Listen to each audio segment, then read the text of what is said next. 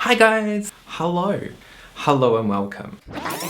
My name's Daniel P. Stylist. Thank you for joining me.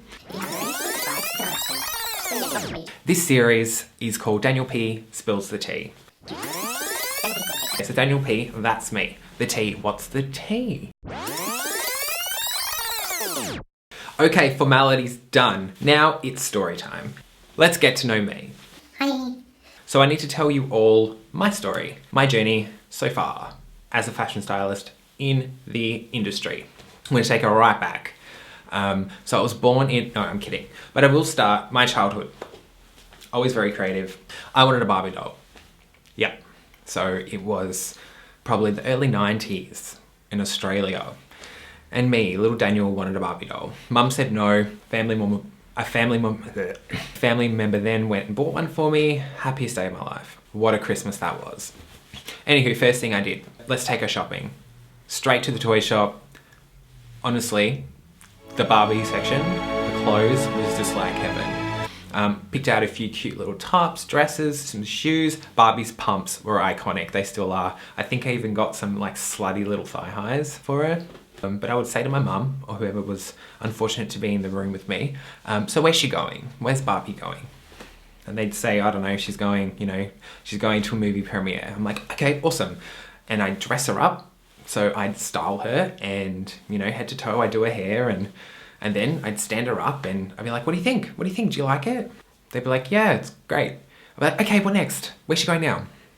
So essentially I've been styling since I was, how old? Maybe like 10, around then. So let's like fast forward major. High school, I used to do all the creative subjects, all the ones that you get downgraded for. I excelled, I enjoyed graphic design. I used to sketch a lot at home. I had like this massive, like thick folder just full of fashion design. So I'd sit there and I'd sketch dresses and outfits and, whole head to toe again, I'd do her hair and makeup and yeah, so I had this big thick book and it was therapeutic for me. I just really enjoyed it. And then, you grow up into a teenager and then, you start becoming aware of your interests and you suppress them. And this is a whole nother video, but I didn't want to be in the fashion industry. I knew there was a lot of negative stigma attached to it, especially being a man. So no, I didn't want to do it. I still wanted to do something creative, so I'll do graphic design. So finished high school, went to TAFE, did graphic design. I remember them looking at my folios when I was applying even for uni, and yeah, they were like, there's a lot of fashion influence in here, maybe you should do a fashion design course. And I was like, no, I'm not going down that path. I want to be a graphic designer and that's it. And they're like, okay. So, I got in, I did it at Swinburne for 4 years, I think, all up. By the time I finished, I didn't want to do it anymore. It was too restricting. It wasn't creative enough. There was a huge recession at the time as well. So a lot of those jobs became unavailable. Anywho, boring story. I worked in retail at the time. So I was like, hey, I'll go full-time in retail, figure out what I wanted to do. I worked in fashion retail, of course. I then became a visual merchandiser for the brand I worked with at the time, which was Marks. I did that for, I think, a year at Marks. And I was kind of rebellious. They'd give me like the run sheet of what's to go on the mannequins. And I'd be like, yeah, no. I'd switch out a top here, add a belt, add a scarf. I'd be like, let's just put more in there, put an extra mannequin, tell a story, and they were just kind of like, calm down, like, it needs to be cohesive. Sydney is saying blah, blah, blah. I was lucky enough to have support from my management at the time. So that all went well, but I thought, time to move on. Let's go somewhere else. So I went to Harrods. So Harrods is a luxury boutique. They had 2 stores and we're opening a 3rd. So I was there for about 3 months, working with incredible designers. The team was interesting. I'm not gonna, no tea on that, there's no point. Basically, I left because the creative director at the time, who was only a few years older than me, threatened to punch me in the face. I've never ever been threatened with physical violence before. No one, nor has anyone really had such a strong issue with me that they felt they had to resort to that. And I had no tolerance for it, so I left. I was like, no, this isn't happening, I'm going. So I was lucky enough to get a position then at Arthur Gallen. So I worked there until 3 months later, they let me go, and that's for another reason, but again, it wasn't me because I'm perfect. Moving on, my story. So I found myself jobless for the first time in my entire life as, a working adult. I thought, okay, cool. What now? I was a little bit more comfortable with myself and thought, okay, so if I enjoyed visual merchandising, but I didn't like the restrictions of, retail, what's the job? Does it exist? Yes, it does. So I was doing a little bit of modeling at the time. You just become a little bit more self-aware and get an idea of everyone's position on set and what happens and what you need to, convey a message, whether you're the model or, part of the creative team. So that was good experience, but I found myself dressing myself. Even when I worked with other stylists, I'd still end up dressing myself. And I thought, I feel like that's where I belong. So I became a stylist. 7 years ago, roundabout, approximately, I decided to become a fashion stylist. I had no idea really what that entailed, but I felt like it was natural. I'd been doing it in one way or another since I was young. I got an idea of who's around. I remember flicking through magazines when magazines were more important than social media, looking at all the credits, seeing who was local, who I could contact. Contacted heaps of stylists and got no replies, which is fair enough.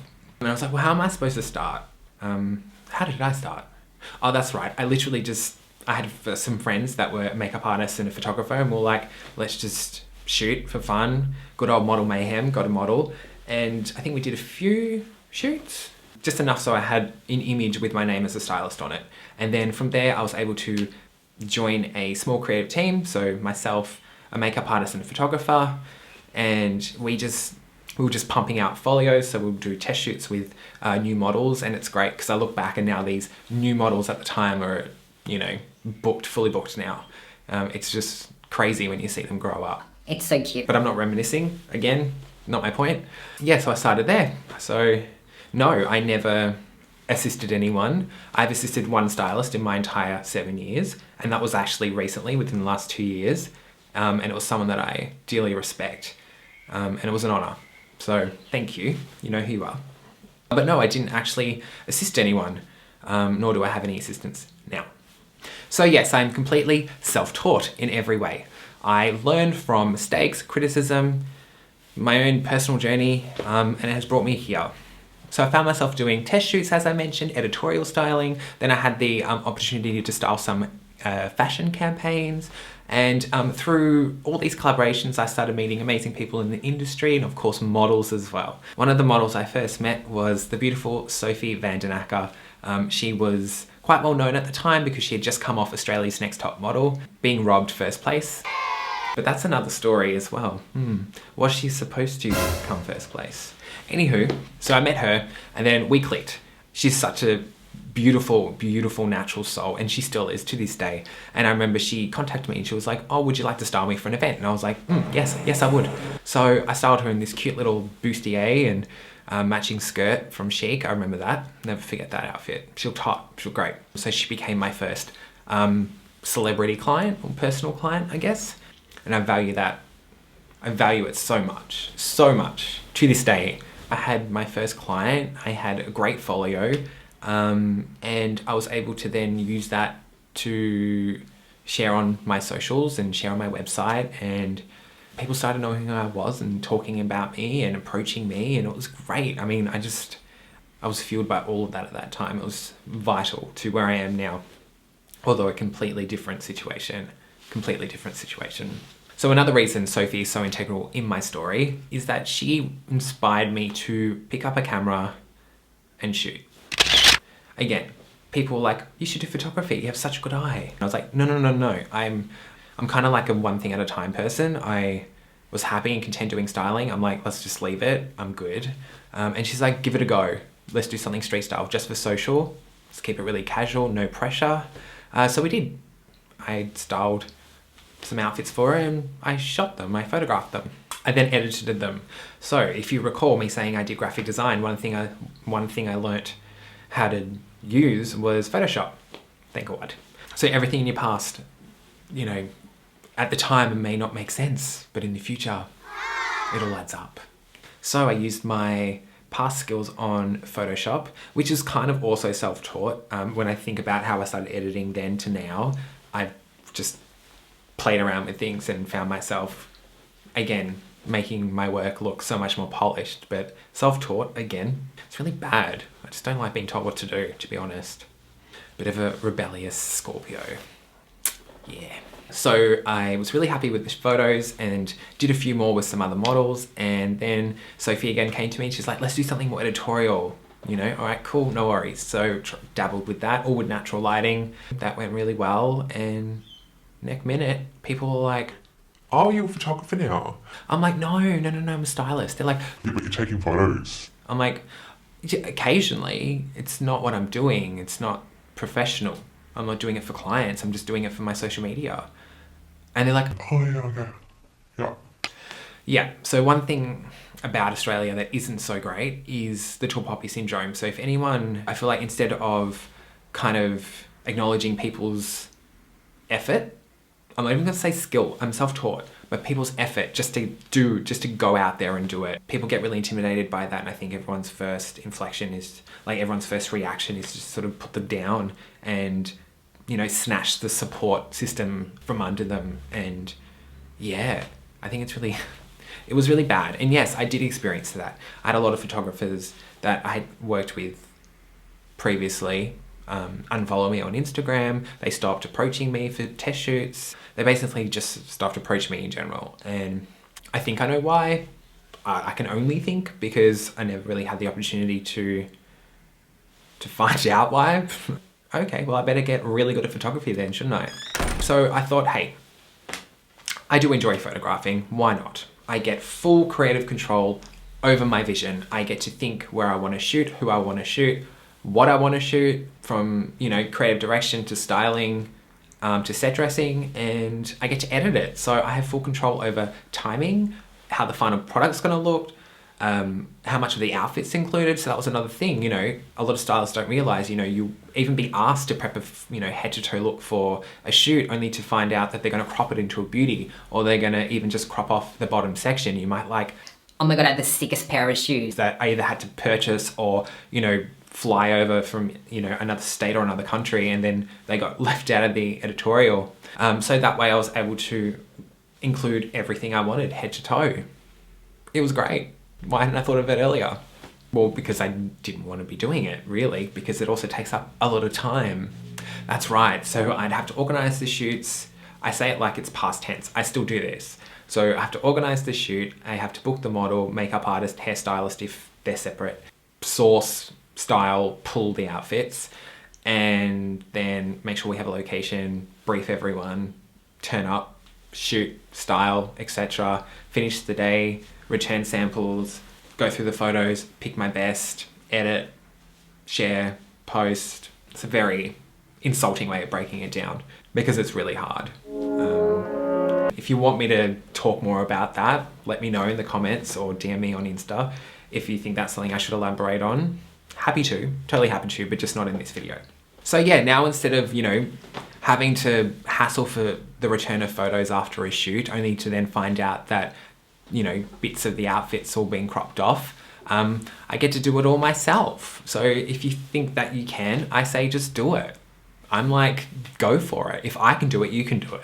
I haven't got any special, I'm not trained in any way. So I'm not a trained stylist. I didn't study it. I didn't go to uni for it. I'm not a trained photographer at all. I'm certainly not a trained videographer. This is actually the second time I've had to film this because the first time the frame rate was completely off.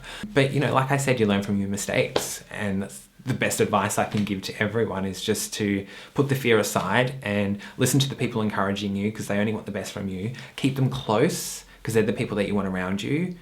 It may not be the easiest thing to accept that. A lot of people like having negative voices around because it validates their own internal demons, but no, you have to shake it off. I've been there, I've totally been there, but it's such a waste of time. And I'm so blessed with everyone that I choose to have around me now. It's so important, I think, for making sure that you've got the necessary support to fulfill your dreams. Ugh, that sounds so corny, but it's true. It's so true. So as I mentioned before, I don't use assistants. Why? I don't know. I'm a control freak for one. I think that's kind of obvious now. I have absolutely no trust in anyone in the industry, again, unless I've had time to sort of, you know, figure them out. But that's another thing. I really don't trust anyone because everyone is out for themselves and they don't give a shit about you or where you end up or how you get affected or hurt, whatever. So just also have that in your mind. Just do you. Just please Don't invest emotionally in this. Do not do that. in your own work only, because that will fuel you, but just don't. Don't. Do not. Listen, I obviously just keep taking on more and more responsibility. So yes, I probably will one day need one or a few assistants, but that's not until I can pay them, because I feel like everyone should be paid for their time and their work. Would you like to be my assistant one day? I'm probably a really bad boss as well, because I'm not the best at delegating. As you know, I try to just do everything myself, and then I whinge about it. Sorry to everyone that's around me that cops the brunt of that. I guess that's all now led to me doing YouTube. Again, never wanted to do it, didn't want to be in front of the camera. I had to do it for a few jobs, and I was like, okay. Everyone's like, You're so natural. I'm like, oh my God, I can't stop staring at all my imperfections. I hate my 2 front teeth. I hate my side profile. I hate my voice, big one. But yeah, my videographer who I met through a bunch of people actually, we did a fashion film together. Really enjoyed working with him. He's extremely talented and so driven and really positive, which was a really good influence as well for me. And he was like, can I come and film your shoots? And I was like, probably not. They're not very glamorous. Like the first one we did together was on a rooftop of Northland Shopping Centre, like just a car park rooftop. I'm like, do we really want to show this? This is where we're shooting. He's like, well, it is where you're shooting. It's about the final images. Why not show them how it came to fruition? The process. I was like, Okay, if you think. I'm like, no one's going to care. He's like, it doesn't matter. You think that now, but there are people. He's like, would you watch it? I'm like, yeah, probably. I don't know. Would I? Who knows? Yeah, I have. I've watched my own videos because I do. I find them interesting and engaging. I like watching what happens. And it's not about me. I'm not like obsessed, obviously. Like I said, I hate watching myself, but even just watching my team work, it's so beautiful, and I love seeing my models in action and doing their thing and reminding myself. I was like, oh my God, yeah, that's how we got that shot, or yeah, that's what I was thinking at the time. So I put my trust in Andrea, let him come along. We did a few shoots, and I found that actually inspired my creativity. So now that I knew that people would be watching my shoots, I was like, well, I can't just go, here's a pretty model in a cute frock and go, yay, interesting. I was like, well, let's tell a story. Let's try and make what I'm doing have substance. So I came up with a few concepts, and again, that's not taken very well, especially on social media, because all they care about is like, a cute dress they bought online, like maybe with a glass of rosé. And I'm all like, hey, here's like some really creative take that's influenced by this era, and this dress is supposed to represent this, and people are just like, Okay. and just keep scrolling. But I'm really grateful that he brought that out of me again, because I was beginning to lose that. But for now, I just want to show my appreciation for Andrea and let you know that, yes, now I have another medium, YouTube. Yeah, let's see how it goes. So thank you finally once again, and look forward to seeing you again next time. Mwah.